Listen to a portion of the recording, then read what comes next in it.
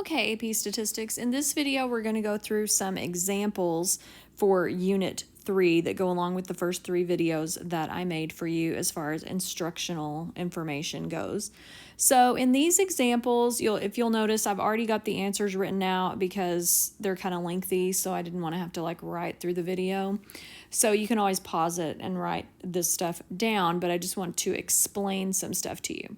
So as we look at these examples, the first one, we have an assembly line at a factory, and they produce 500 cars a day, and every day they take 25 cars and they inspect them for quality control. So we're identifying the population and we're identifying the sample. So your population, of course, is going to be all the cars that are produced in a given day, and your sample would be the 25 cars you select for quality control. So the sample comes out of the population, so you've got all the cars for one day, and you take 25 of them out. All right, number 2, we have a politician here using a Twitter poll, and he's finding out whether his followers agree with a recent bill. So he looks at 432 people that respond to the poll, identify the population and the sample. Well, the population would be all of the people that follow him on Twitter, and the sample would be just the 432 people who responded. So that sample comes out of all of the followers. Okay, so that's just helping you identify what a sample is based on population. Now we're going to look at example 3. So for this one, just pause this video and read the example because I don't want to read it to you. And let's see, we've got what type of sampling did the teacher use?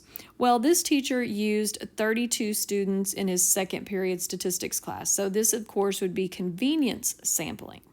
And we're explaining how bias in the sampling method could have affected the results. Well, keep in mind that even though it was easy for him to collect the data from his second period AP Stats class, it's not going to be necessarily representative of the whole population of all the students at school. And there's a couple of different reasons for that. People who are in advanced classes tend to study more, possibly. They tend to put a higher priority on their work, perhaps, which would therefore lead to a higher GPA. So that GPA of that class may not represent the GPA of the whole school. All right. We have a principal, blah, blah, blah, blah, blah. What type of sampling did the principal use? Well, anytime you're just throwing out there, hey, answer my survey if you want, well, what that's going to lead to are voluntary response sampling. That's the kind of sampling that it is, which means it's going to lead to voluntary response bias. So in explaining how bias would affect the results, well, keep in mind that if I'm just calling for volunteers to respond, I'm going to get people who feel strongly one way or the other. So I'm going to hear from the teachers who absolutely hate the idea of the coffee bar and people who absolutely love the idea of the coffee bar. So keep in mind our extreme views will be most likely to participate, and that's not representative of the population. Okay. On number 5, we're learning how to select students, or in this case, students, randomly. So how do we do this? How do we take a simple random sample? So if I'm using a random number generator, that's your calculator. I don't have a calculator on my iPad, so I can't show this to you on here, but anyway. So a simple random sample of 5 students. So the first thing I'm going to do is I'm going to label all these students 1 through 28. So I'd like Allison be 1 and 2 and 3 and 4, etc., etc. And then I am going to use a random number generator to obtain 5 different integers, 1 through 28. And of course, I will be ignoring repeats because once someone is chosen, they can't be chosen again.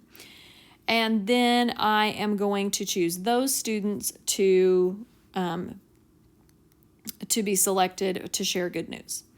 All right, an alternative way or an alternate way to getting a simple random sample is writing all the students' names on identical slips of paper, putting it in a bowl, mixing it up. Yes, you do have to mix them up. If you don't do that, it's not random. You have to mix it up, and then you're pulling 5 slips of paper out without putting them back, and those would be the 5 students. So that is how all of that works. So that just kind of gives you just an example or several examples of sampling and how we randomly sample, etc., etc.